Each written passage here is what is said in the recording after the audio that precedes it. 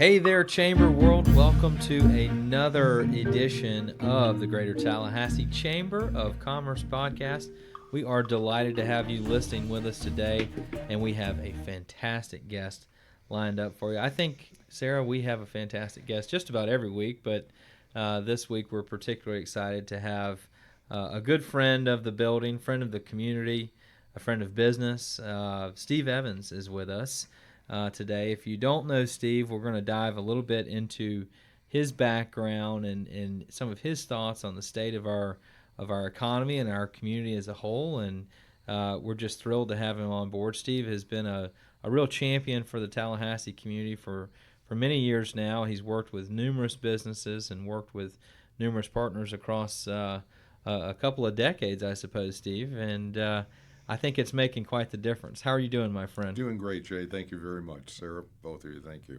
We sure are very excited to have you with us today. And, you know, folks, if you've hopefully you're a subscriber to the show, you wake up every 2 weeks and wonder when the next one's about to publish. And we just realized, actually, last week as we were getting ready to depart for our conference that this is our 1 year anniversary show. One year of all this listening joy for you all, and we've come a long way. We have come a long way. I'm proud of where we've come from. I think let's not go back and listen to those early shows.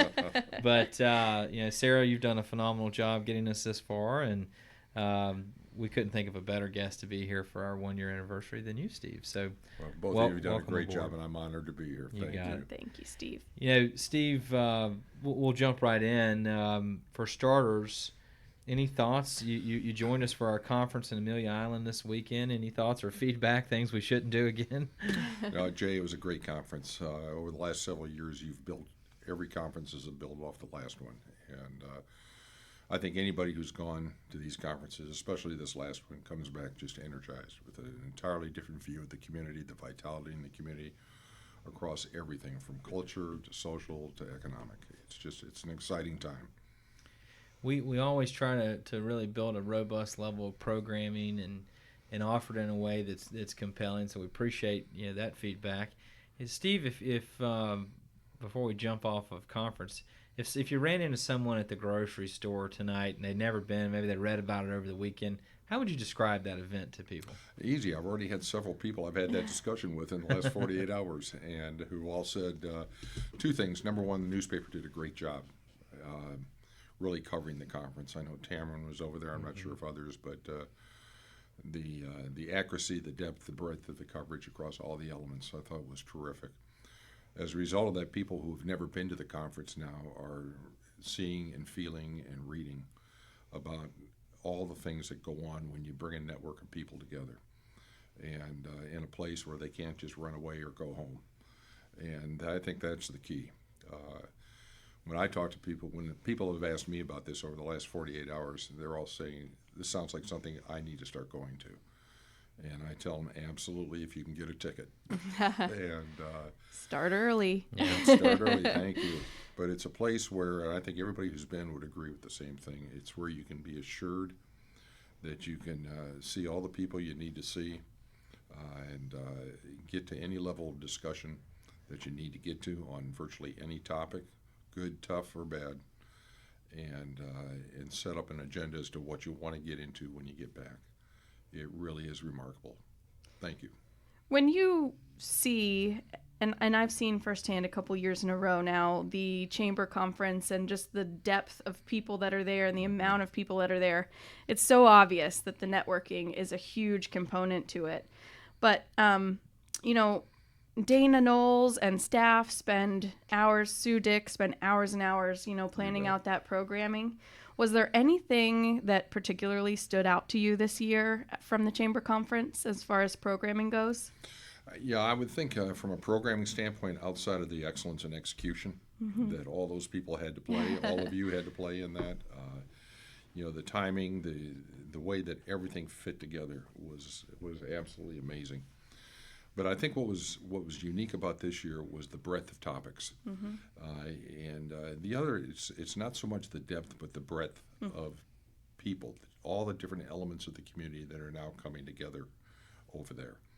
It's not. There was one time early on when it was just people that were involved in economic development. Now it's people that are involved in the social vitality of this community, the environmental vitality of the community, the economic vitality of the community. It's across the board. The range of topics that were brought up in the breakout sessions, in the main tent, the speakers, gave everybody a feeling, a perspective of not just the local Tallahassee, but the state, the nation, and the world. And you came away, a lot of people came away with an aha moment. And that's important. That's kind of a separation point when you get to that. Well, that's certainly what we try to aim for. And, you know, I think you've got a great point about that that network of people that come together every year at the conference, getting more and more diverse and across various fronts. And when I think about networks and people who are intricately connected into our community, you are always one of the top 2 or 3 people. I just drink a lot of coffee. That's all right. Yeah. That's a good way to do it. You know, Steve, for those who may not know you as well as we do, can you tell us a little bit about your backstory and sort of how you came to this place of really just being a tremendous community mentor and advocate? Well, I can tell you the first part. The last part, I'm not sure. But my word's not good. Thank you. Yeah, Linda and I and the kids, we moved down here in the fall of '86 with IBM, and had a wonderful. This was just a great place to come. And the first 3 or 4 years we were here, we thought we'd be here for 4 or 5 years, and then we'd be gone. And after about 4 or 5 years, opportunity presented itself to stay here, not have to move. And it was wonderful. We had a great team of IBMers here. We're all still very close, and that's great. Where they've moved around the country, we all stay close. It's a point in life that was tremendous, and we all realize it, and we all shared it together. I retired at the end of 2003, and we stayed here in Tallahassee and decided to make this our home. And then you get into things. You start. Someone asks you if you'd mentor somebody. My entree into that was through the Jim Moran Institute. They asked me if I would mentor this one company and the CEO, and that kind of launched it. And for not to embarrass them, I won't mention their names because they probably say that was the lousy experience they ever had. But it was a great experience for me. And over the last 15 years, you find yourself doing a lot of mentoring and coaching, and you end up coming away from that learning more than you ever could disperse to them. It's a great community. Well, we're very fortunate in this community to have a number of people who try to mentor companies and leaders and such, and you certainly fall in that category. And I always wondered, how would you describe that work that you do in that aspect? Probably the best. I had somebody ask me that not too long ago, Jay, and probably the best description is number one, you have to care about people. And when people call me, quite often it's people I don't know. And I never ask them why they want to meet. They'll call and they'll say, Steve or Mr. Evans, or they'll say, I'd like to try, and so-and-so suggested that I get a hold of you. Can I arrange some time? And I never ask why, because there's always a reason, and we'll find out once we meet. The magic is just listening. And the thing I've always been amazed my entire life, and more so over the last 15 years, is everybody has a story if you just take the time to listen. I'm also a believer that to be a good mentor and a coach, you don't have to have the answers. You just have to be able to help people find the answers that they intuitively know themselves. But quite often people get into a place in their life and their career where there's so much fog and so much noise that they just need help sifting through it. What keeps you going every day? And you said that you retired in 2003. Mm-hmm. You have been so involved in the community. Just from the amount that we see you here at the Chamber building, I know that you are busy every day. What keeps you, when you wake up in the morning, what keeps you going? The joy of life, the joy of discovery, meeting new people, learning new things, new businesses, new industries, helping people realize that aha moment in their life, whether that be in business or just their personal life or their careers. That wakes you up in the morning, gets you excited about the day ahead, And when you go to bed at night, you feel good because you feel like you've helped somebody. Absolutely. When you talk about that sort of search for new discoveries, which I love that description, what maybe are some of your favorite discoveries in our community in the last few years? I think probably the biggest discovery was the how close we all really are, as opposed to how separate. I think, from my standpoint, we went down a path, and I've learned this a lot over life, whether it was within IBM or other companies, that quite often we get locked into the silos. We're all products of where we came from.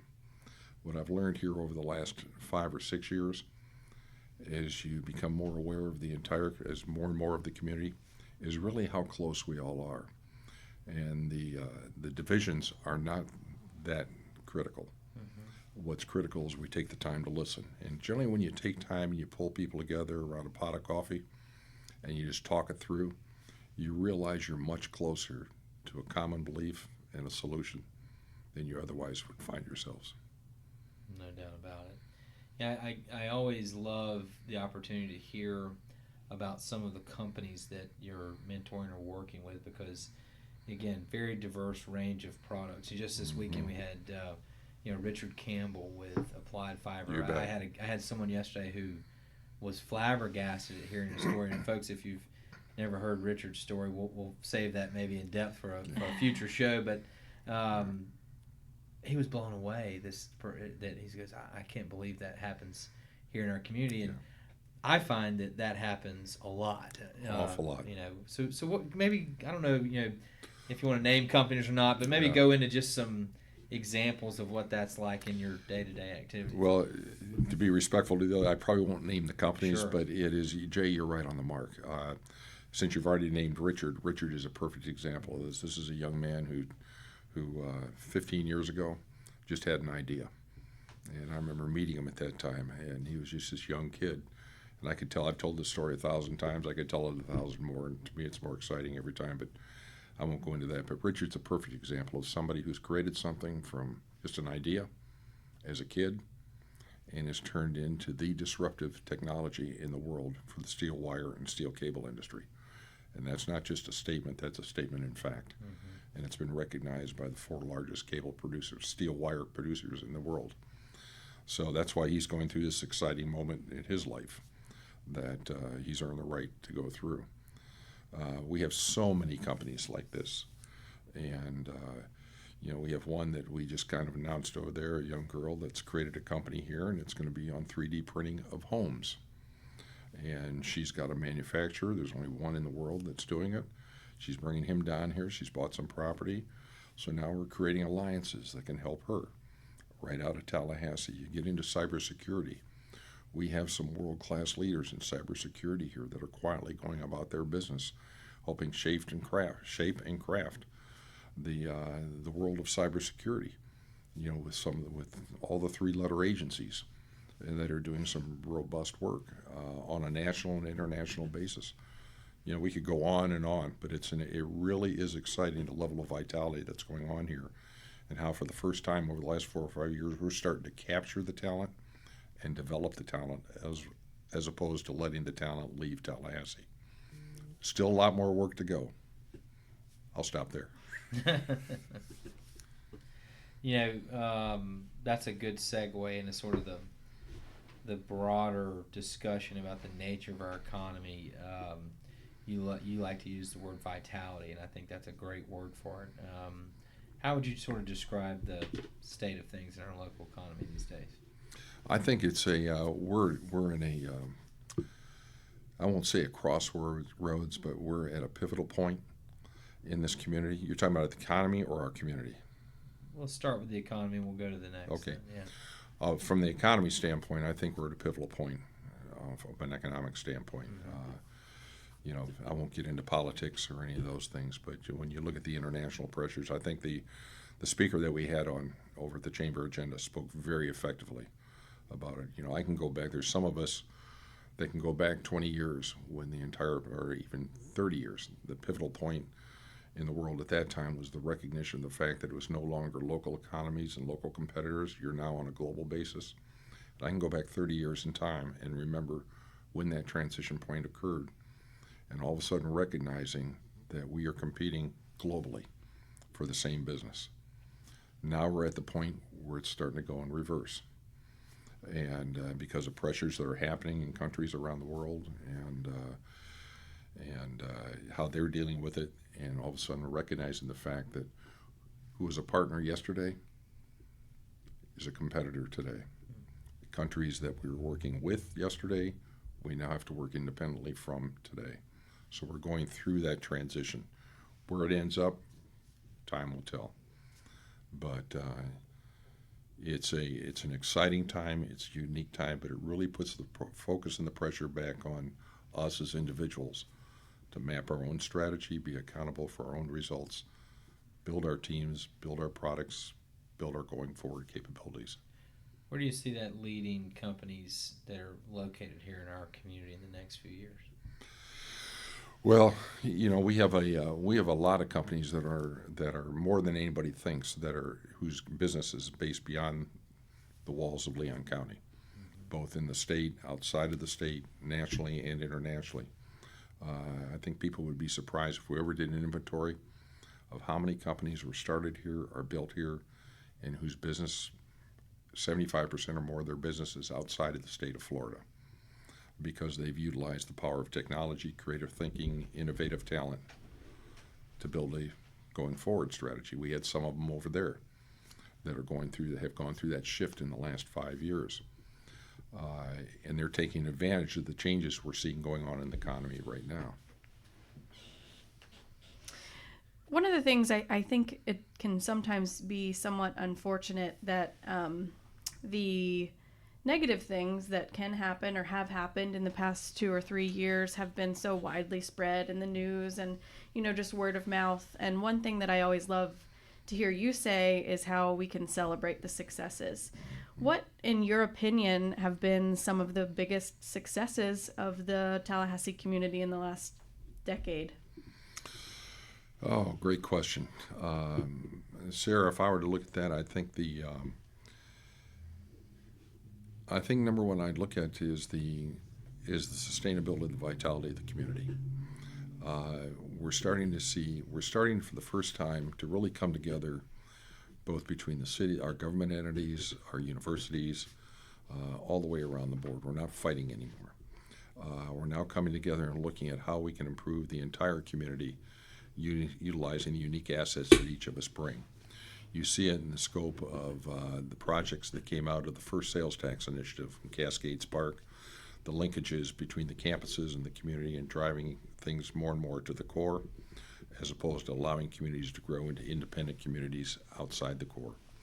You look at the partnership and the way that FSU and FAMU are working with the community to connect, grow, and expand. It's exciting. We look at the challenges we're having, whether it be in homelessness, whether it be in housing, whether it be in crime. We're seeing a lot more togetherness of how every organization's coming together at the table to explore ways that they can all help. That's probably the biggest change I've seen, and I can go into any of those areas. Any of us can go into any of those areas and see when a pot of coffee is put on the table, they're all the representatives of all of those organizations are sitting at that table. Absolutely. How do you think an everyday citizen can contribute to making Tallahassee the place where we all want to live? Get out of the house and just explore. There's a thing I'm amazed about, and I hear this more and more from people, is how many, when you get out and you start taking advantage of the things that are here, how much there is that was beyond their wildest imaginations. And whether that be in culture, whether that be in the arts or music, whether it be in the parks, the Chamber does a great job at doing that. Visit Tallahassee does a great job, but you've got to get out and explore. Yeah, I was just earlier, before we were recording, I was working on some items for Chamber World. Yeah. So stay tuned. And I was looking at population numbers. And, when you talk about getting out of the house, sharing lots of cups of coffee, people, there's 190,000 people who live in the city of Tallahassee today. There's almost 300,000 who live just in Leon County. I mean, there's no excuse to not go meet as many of those folks as you can, Right. because there's amazing stories all across the community. I know we're very fortunate to have someone like you who can sort of play. I think you pollinate a lot of great ideas, so to speak. That would be maybe my word for it, because you meet with a lot of people and you find out little pieces of information along the way, and it helps make the rest of the community sort of blossom as a whole. And you know, I know you probably get told this a lot, but I appreciate it. We appreciate it. We thank you for coming into our office and doing that with us on a regular basis. So maybe kind of to bring this in for a landing, two questions for you. Number one, if there was anything, if you had the magic wand and you could change anything about our community that maybe would help change the trajectory for the better, what might that be? Celebrate more. Step back and recognize how fortunate we are, how many good things we have going on. We're always going to have problems. I've watched lots of companies, lots of organizations. We've all watched lots of communities. They die on the backs of negativity. We're always going to have challenges in your families, in your communities. You focus on how to fix it, but you've got to stop and celebrate. Number one, you have to recognize where you have champions. You have to recognize where there's successes, and then take the moment to celebrate. It's no different if you have a company or an organization you're running. If you're waiting until the end of the year to celebrate, you've waited too long. You've got to have your eyes open, your ears open to recognize success, whether it's in a person, an organization, an event, and just stop and say thank you. So, as a final thought, final question, Mm-hmm. looking for your final thought. Mm-hmm. Put our organization under the lens of some of those that you mentor and help with, and when you see down the road, every industry is changing rapidly in the world, and you think about a chamber of commerce. What should we be thinking of, and what should we be anticipating, or maybe perhaps considering doing differently in the years to come? Well, in anticipation, the one thing that we can all anticipate is change is going to increase at an exceedingly accelerated rate every day. Whether it's through technology, whether it's through organization, whether it's 1,000 reasons, but it's changing and it's going to accelerate.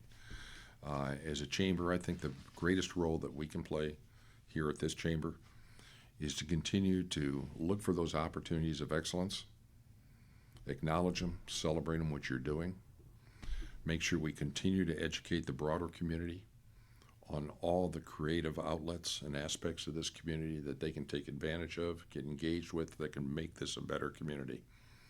I find more and more people that are looking for that opportunity to help someone. They don't know how to cross that bridge or where that bridge is. They recognize the value in life is in helping people, not in how much money, but they're struggling with how do I cross that bridge to find that thing that's meaningful to me. Chamber plays a pivotal role in identifying, highlighting, and educating people on that. And the last thing is what you do well, and that is the area of advocating. Understanding where this community is going, where we need to be. It's kind of like the old Wayne Gretzky quote when he was elected to the Hall of Fame, and a reporter walked up to him and said, "Mr. Gretzky, congratulations on being named one of the greatest hockey players of all time. Out of curiosity, what made you so much better than everybody else?" And his answer was, he looked at the reporter and he said, "Maybe the difference I made was that I learned how to skate to where the puck was going, or was going to be, not to where the puck is at." And I think that's the role of the chamber, is to help us skate to where the puck is going to be at, not where it's at. So, Well, with guidance from folks like you, hopefully we'll be able to pull it off. thank you both very much. Steve, we sure appreciate you taking some time out of your day. Thank I know you, got a Jay. lot Thank you, going Sarah. on. Thanks for being with us. I always treasure your insights, and I know those of you who are listening, whether you're at home or at work or on the way or to and from in between, I think you're going to, hopefully this will be an episode maybe you play back once or twice just to pick up on a couple of nuggets, because there's been a lot in this. But Steve, again, can't thank you enough for your time. Thanks for all you do for our community. Thanks for being with us on this show. Thanks for helping us celebrate 1 year. And folks, as always, if you are listening for the first time or listening for a year's worth of podcast episodes, we hope that you're enjoying the ride with us. We hope that you will go on and subscribe to our podcast on any of your favorite listening devices, as well as leave us a review. Hopefully it's worth a handful of stars, and hopefully a few good comments that would help us out tremendously. Let us know how we're doing. And when you get a chance, make sure you go visit www.talchamber.com. That's talchamber.com, where you can dive in to all things that are happening in the Greater Tallahassee Chamber of Commerce and learn where you can plug in to help our community grow each and every day. Thanks as always for listening, folks. We'll talk to you real soon.